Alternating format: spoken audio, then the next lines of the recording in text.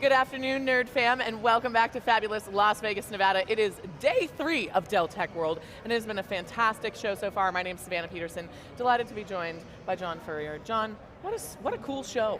You know, innovation's here. I mean, Dell Tech World has had ups and downs in terms of really ace programs, sometimes middle of the road, sometimes, okay, a little bit of yawner in terms of technology, innovation, but this year it's definitely a 10 plus on innovation.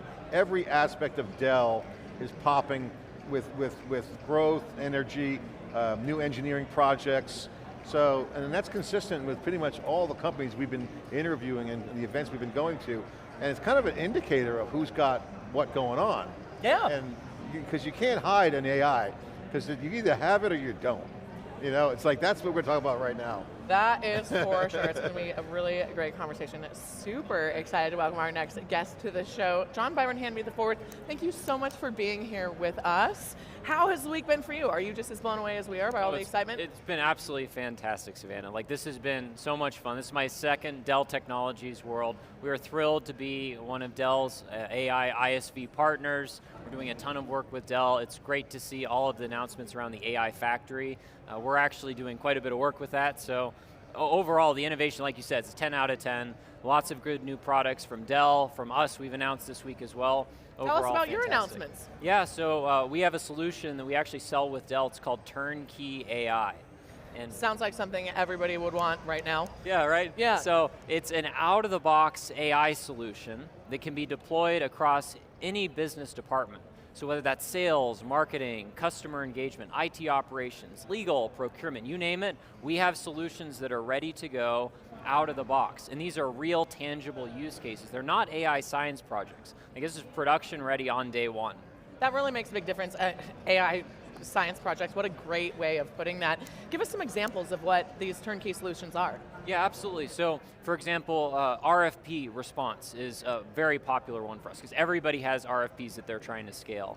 And ultimately, we have a solution where you can ingest all of your RFPs and actually respond to new RFPs in a fraction of the time with greater throughput and about 40 times greater accuracy. There isn't another AI solution on the market that can actually do this today. Yep. That's a lot. Yeah, it's huge. It's huge. That's absolutely massive. And those processes can be pretty nuanced, and the detail there is obviously imperative if you're going to win the RFP. Well, one of the common themes that we see with the Dell AI Factory is really bringing your customer data in a secure fashion to that AI compute capability, right? And so what we're able to do through our software layer that sits on top of the AI factory is we're actually able to ingest that data and distill it down to about 2.5% of the original size. Massive. And it's a huge accelerator because one of the biggest challenges in the AI space, maybe you've heard the common term RAG, or retrieval augmented generation. It's the big buzzword for NVIDIA and for Dell. So the challenge with RAG is if you have outdated or inaccurate data in your data set, you're going to have inaccurate responses from your large language model. And so what we're able to do with Blockify, which is this patented ingestion technology, is we're actually able to extract all of that key information, distill it down, and then apply human governance and control to that data set so that you can have that accuracy check to make sure that everything that's being said is the latest, greatest, most accurate version of content. That sounds exactly like what customers want right now. 100%. Where are some of the use cases in the wild where you think people are going to be using this, or maybe they already are buying the solution from you? Yeah, so actually one of our proudest customers that we have that we can talk about today is Dell Technologies. Amazing. So they've actually been using our technology to transform their sales and marketing capabilities for over 4.5 years. Wow, cool. So we've been working on a number of hyper-personalized sales proposals and marketing videos and things like that to drive better customer experiences for Dell's customers. And one of the most amazing use cases, they have a proposal activity. They used to spend $15,000 with an advertising agency to produce a single proposal for a customer. And it was beautiful, bespoke, custom-tailored content, right? Everything that you'd want from hyper-personalization. Right. But because of the human effort required and the cost, it wasn't easily scalable. So we actually came in, it was our first use case with Dell, where we actually automated that process end to end, and you were able to produce the same quality deliverable for less than 10% of the original cost with the click of a single button in about 60 seconds versus 3 to 6 weeks. It's music to a sales team's ears. 100%. Scalable content. Yep. Well, we love video, as you know, and I think you're starting to see multimodal as a big part of the conversation. How does that fit into your system?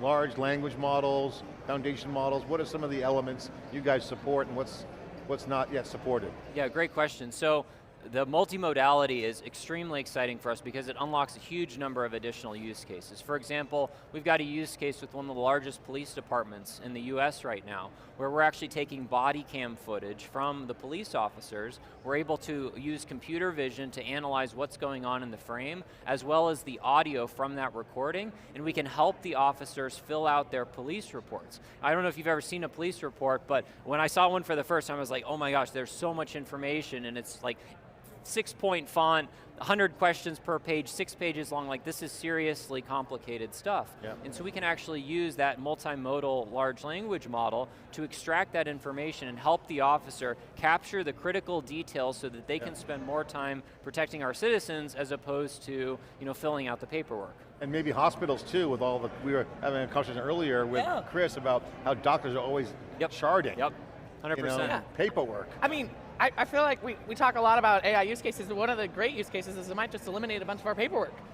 And nobody wants to be doing paperwork. Yeah, I hate paperwork, you know that, Savannah. Yeah, both of us are not exactly the paperwork champions of the universe. No, we're challenged with paperwork. But that's not our superpower, but hosting Cube videos is, no, but this is the killer app. We had an earlier guest on that said the killer app of AI is time.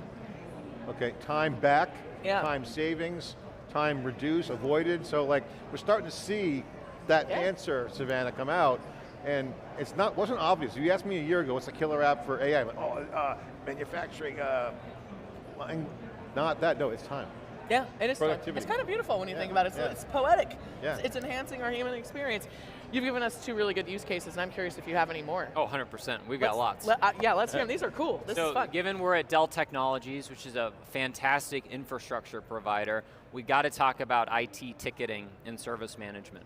So we've got a use case in the telco industry for managing data center tickets. There are large-scale telco customers out there where they get like 4,000 plus tickets a day from their data centers. And you could have like 1,000 of those tickets that are marked as high priority. Right, of course. And if you have 1,000 high priority tickets, you effectively have no high priority tickets. So one of the big challenges is aligning business value and outcome with the work that those IT professionals are actually focusing in on.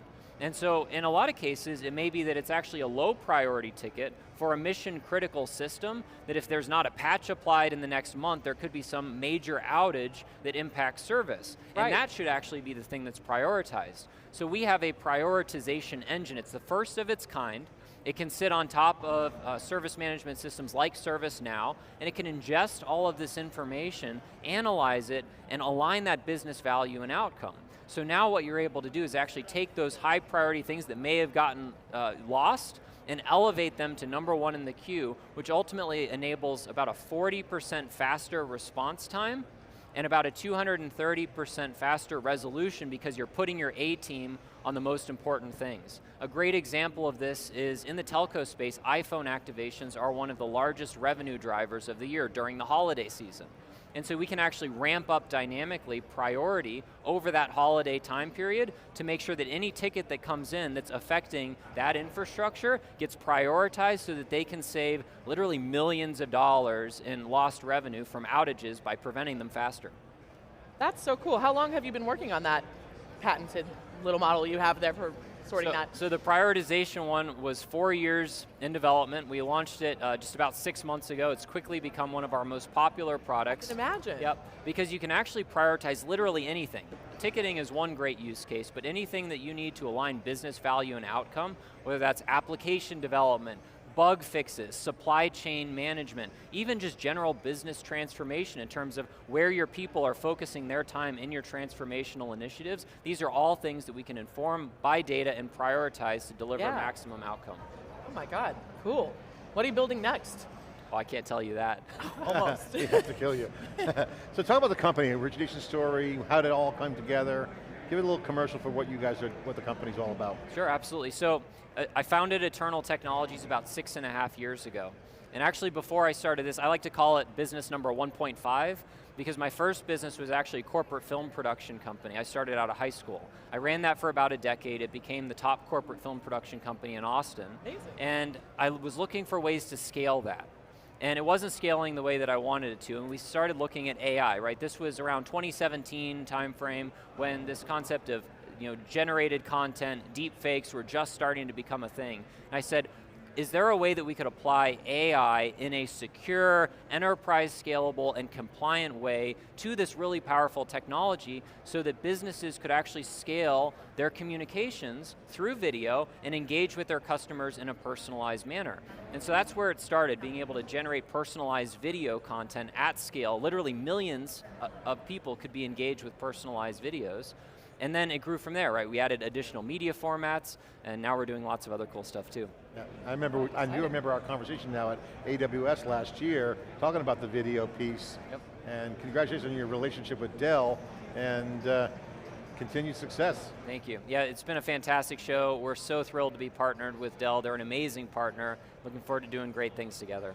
Yeah, I'm excited. Okay, taking off your founder hat, which is probably hard for you since you were a teen founder. What excites you the most about our collective AI future? That's a great question. So I think that this is a transformational period, and I know a lot of people are saying that, but if you look at the historical transformations that have happened, introducing email in the 80s, and then ultimately the internet, and all of these different technologies, right? Communication. This is a big one, and it's scary in a lot of ways, but it's also something that we can really maximize if we do it right. And so it's the important thing is being thoughtful about what that transformation means. But on the stage the other day they were talking about how we're worried that AI may replace people's jobs, but they said the same thing about the internet. They said the same thing about a lot of different technologies. Yep. So I think this is just the next evolution, and as long as this technology is being used for more good than bad, like the internet, right, it's going to be a net positive to society. Yeah. Absolutely. What a wonderful note to conclude on. John, thank you so much for bringing your energy, your enthusiasm, and your out-of-the-box solutions for everyone in the AI enterprise. John, pleasure as always. And thank all of you fabulous individuals, wherever you might be tuning in from, to our 3 days of live coverage here at Dell Tech World in fabulous Las Vegas, Nevada. My name's Savannah Peterson. You're watching theCUBE, the leading source for enterprise tech news.